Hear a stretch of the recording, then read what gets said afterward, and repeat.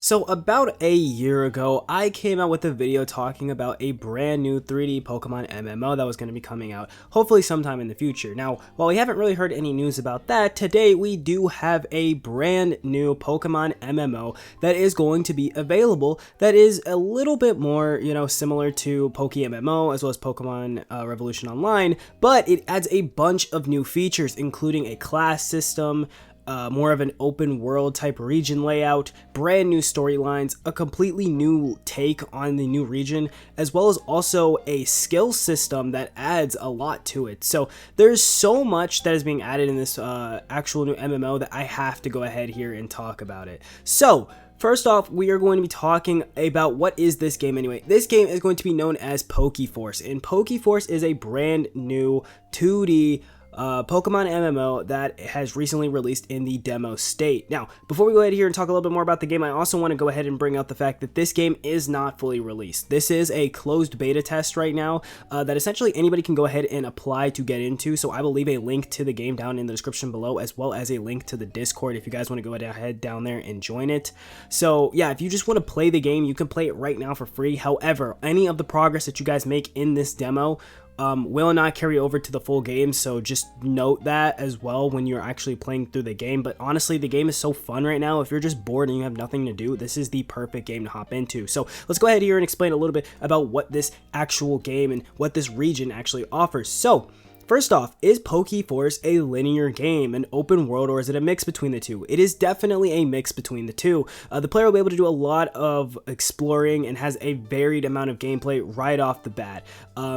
But classic stories and quest lines will always be linear within the game. There is a couple of them. I will be showing some gameplay on screen behind me of maybe what's a little bit of some more classical quest looks like. But the game essentially starts you off in Violet City. Now, if you guys are wondering like what's really this main story or what's the main region of this game, it is actually Johto. However, it does not feel like Johto whatsoever. The maps are severely, and I mean severely, expanded to the point where it's damn near not even noticeable. You'll feel like you're playing an entirely different game. In Violet City alone, because originally it's a very small city, is now completely different. It's this huge open city where you can explore. It has parks, it has homes, it has a school, it has extra like added areas to it with shops and a department store and a whole bunch of other stuff. So the maps have expanded a lot, and I'm gonna go ahead here and regurgitate this while I say this. This is not a review of the game. I will be coming out with a review as a second video, so if you guys like this video, subscribe to the channel, because I will be talking about a review of the things that I do and don't like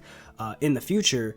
But yeah, this is huge, right? So the storyline is essentially a few years after the original Johto games. The Johto region has now expanded and is marginally bigger. There's a brand new storyline with brand new characters in it that you will get introduced to, and just a whole bunch that you guys are going to have to look forward to. Now, I definitely want to go ahead and say you can also tackle all of this content alongside your friends, obviously, although the story mode currently is not complete, so you do have to worry about that. But hey, there is tons and tons of really cool content that is available within this game. Now, next up, I want to go ahead here and talk a little bit about some of the other new features that are added in the game, such as a class system. So the class system will determine a player's main gameplay loop and a class-based storyline. For example, the trainer class is based around training Pokemon and competing in the gym challenge, while there's an artisan class that is centered around crafting, construction, and becoming an economic powerhouse. So there will be classes in a Pokemon MMO. Have we ever seen this before? No, I could go ahead and tell you guys right now, we've never seen this before. It is something completely brand new that you guys have to look forward to, because it's going to be absolutely insane. So will these classes actually be available at launch? At the moment, they have 4 classes planned for release, 2 of which, like I said before, the trainer and the artisan class have already been revealed. A 5th trainer class is in the works, but it will be introduced at a later time after release, so don't expect 5 at release, we'll expect 4. But regarding any more additional trainer classes, it will depend on if they see it as a really good, space to actually establish for, solid gameplay loops as well as story within the world of Pokeforce, which is really cool. So yeah, Also, you will be able to essentially tie your character to a class, but it won't exactly directly dictate your progression and storyline in the game. So that's kind of cool. So you can kind of like switch between the two. I don't think you're exactly locked into having a skill class, which is really cool. Which, speaking of skills, we also have to talk about the skill system. So the skill system is essentially a way for the team to add a variety of gameplay mechanics that will give the player a wider range of play that will then be comparable to life skills found in many other popular MMOs such as RuneScape and the like. Now, I have actually played the game a little bit, so I can go ahead and elaborate a little bit more on the skill systems. You have to go out and actually use some of the in-game currency that you can earn by doing some of the other systems that are available in the game, such as bounties or fighting trainers or whatever it is. So you get that money and you can actually buy tools, and when you use these tools is you use them on specific items or locations within the game, and they can either, one, give you materials like wood or copper or iron, or they can give you things like wild Pokemon, such as if you cut down a tree. I actually got a Beedrill. I think it was like a level 19 Beedrill when I cut down one of the trees. I also got a Caterpie when I cut down one of the trees. So you can get interesting and unique mons by doing this, but you're also going to be slowly raising that level. And the higher your level is in a certain class, just by redoing that class over, whether it be mining, foraging, farming, fishing, cooking, or crafting, if you just do it over and over and over again, your level will raise, and the higher your level is, the more stuff you can actually forge, mine, farm, fish, cook, or craft, essentially, because there's specific items that are actually locked until you reach a certain level within the crafting skills. So that's cool. The game is really, really unique in that fact that it has a skill system. I think no other MMO in the monster catching genre has anything like this. I will go into more detail in my actual review of the game on whether or not I think it's a good system, but it is unique. So if you've never seen this before in a Pokemon and MMO, you go ahead and try it out, because that's the thing that really interests me in getting into the game. They're also going to be introducing a Pokemon needs system, which is essentially kind of like the Poke-Me feature, where they want you to take more care of your Pokemon, right? Like, your Pokemon will eventually get tired, you want to have to camp with them, you're going to have all that stuff. Now, currently, from what I played in the demo, this is not in the game at all, and they do have a kind of listing on here of, won't that become tedious, and won't people who don't want to do it have to do it? They kind of said, it isn't really something that's going to bog the player down, just something fun that they could throw into the game and have. So if you guys think, hey, that sounds kind of tedious and I don't want to do it, hopefully it won't be, but from what I could see, it's not even in the demo. So yeah, you know, people can let me know in the comment section below if it is, and maybe it's just a really, really, really, really rough mechanic right now, but not really much to actually deal with. So also, when it comes to PvE on that side of things, how will the difficulty be compared to a vanilla Pokemon game? The game is actually going to be more challenging than the average vanilla release of a Pokemon game. So the gym challenge itself will be a much, much, much more difficult experience in comparison, and I've already experienced this in the game, which yet again I will be talking about in my review. So yet again, subscribe to stay up to date for that review. But yeah, they also said that there will not be permanently obtainable legendary Pokemon. Legendary Pokemon will play a role as dungeon bosses, which I'm going to go into dungeons in a second. Essentially, so they will be giving them a hefty boost in stats and abilities in order to make them a fair challenge against the player base. Each legendary will host its own unique ability that the player will have a limited time to exploit. So, yeah, like I said, no obtainable bosses or obtainable legendaries, but they will be bosses and things that you could fight later on in a dungeon system. So how will these dungeon systems actually work? So there'll be a Zelda-esque in nature, featuring puzzles, tools, equipment, specific gates, key lock doors, the bosses. They'll have mini bosses and some other interesting challenges. And dungeons will be present at release. So, and they'll be adding to those dungeons in further updates. So that's really, really, really, really sick as well. So many things that these other Pokemon MMOs like PokeMMO, Pokemon Revolution Online, Poke1, any of the ones that you guys could have been playing right now, there's so many things in this game that just are going to be available at release that many other of these games just don't have, right? Like, just so many of these other games just do not have any of this stuff close to this. But yeah, also, they do answer the question of, are HMs going to be present? HMs will be replaced with multiple tools, equipments, or vehicles that the player can utilize, such as lanterns, which replaces Flash, a pickaxe, which will replace Rock Smash, and then you can also get a raft, which will replace Surf. So that's pretty cool. The game will also have horde battles, as well as they also will be adding, hopefully in the future seasons, so that if you can get specific Pokemon during spring, during fall, during winter, during summer, they will have those. hopefully, but you know, it's not set in stone whether or not seasons will actually be in the game. So they are going to also be having PvE events, sort of like Pokémon MMO does, as well as Pokemon Revolution Online, where you will go to like a specific area where you could potentially catch newer Pokemon that aren't really available within the game itself.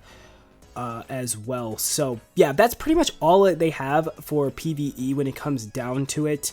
When it comes down to PvP, they're actually having their battle system based off of the Gen 7 mechanics as well.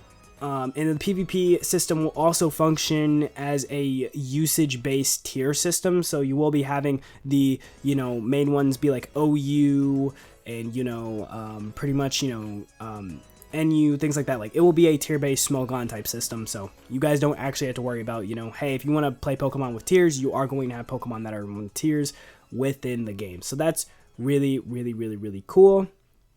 When it comes to any actual gimmicks or mechanics that the game wants to add in the future, they're going to be adding Mega Evolution. That's the one they've confirmed so far. They are not going to be adding Terrestrialization, Dynamax, or Z-moves from what we could see. Just Mega Evolutions, which I'm perfectly fine with because Mega Evolutions is the only gimmick to me that actually has been decent. So it works for me, but hey, I do know for some other people, maybe they won't really particularly care for that.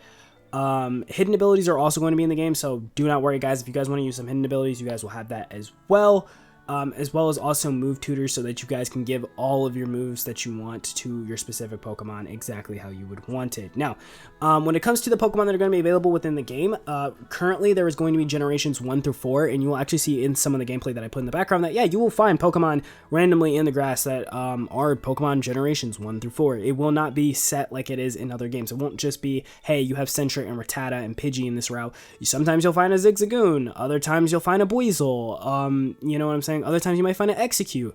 There's a lot of other interesting Pokemon, but I do kind of wish they would push for more than generations 1 through 4. Maybe in the future they'll do that, and maybe they'll add Gen 5, but you know, we have to see. So that's kind of cool, I guess. And before I go ahead here and just end this video off, I want to talk about the shiny rate.